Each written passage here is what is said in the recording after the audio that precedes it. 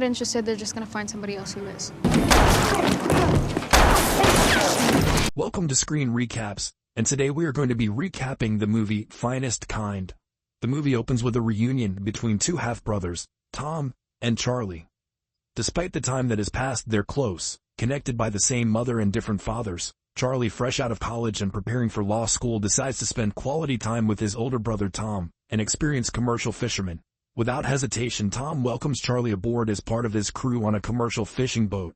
A few days into the fishing expedition, the day takes a dramatic turn for Charlie. Initially, everything goes smoothly, and the team bonds well with Charlie. However, a problem arises with the engine, which ultimately explodes while they're out at sea. The explosion is severe, forcing them into the life raft where they wait until lifeguards rescue them the following day. As they celebrate their safe return from the harrowing experience in a bar, Charlie's father unexpectedly arrives and urges him to return home. Charlie, however, remains determined to continue his journey. Meanwhile, Tom faces difficulties as he is now without a boat and out of a job. After a few hours, everyone eventually went home, each dealing with their own challenges and decisions. The next morning, unexpectedly, Tom's father paid him a visit. Despite their usual disagreements, when his father asked Tom to use his boat, Tom couldn't refuse. Little did Tom know that his father was battling cancer and had treatment scheduled for the next day. Meanwhile, a celebration was underway as one of the crew members' wives was pregnant, and they were having a party. Charlie met Mabel, and they hit it off, eventually spending time together the next day. However, Charlie overslept, causing Mabel to rush over to the bay to ensure he made it on the boat for the fishing expedition.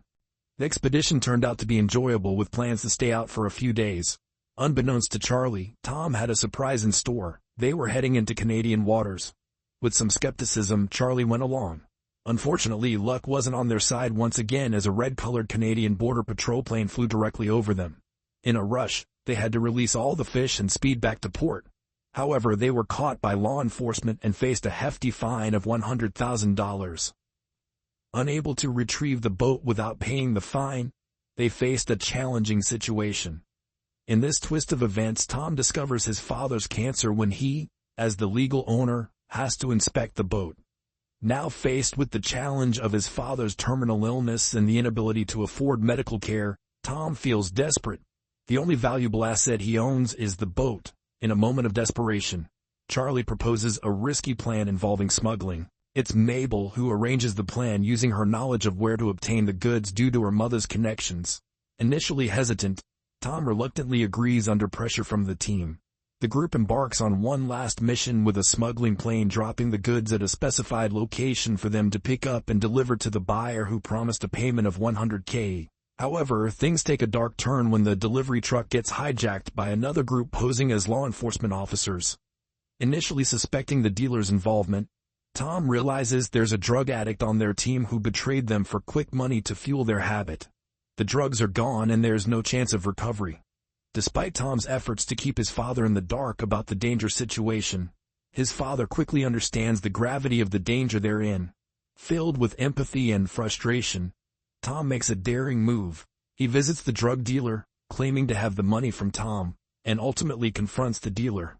Although it's a dark climax, the movie concludes with everyone returning to fishing, and Tom's father going to prison. Thanks for watching. Like, comment, and subscribe KCAK for Family Movie TV.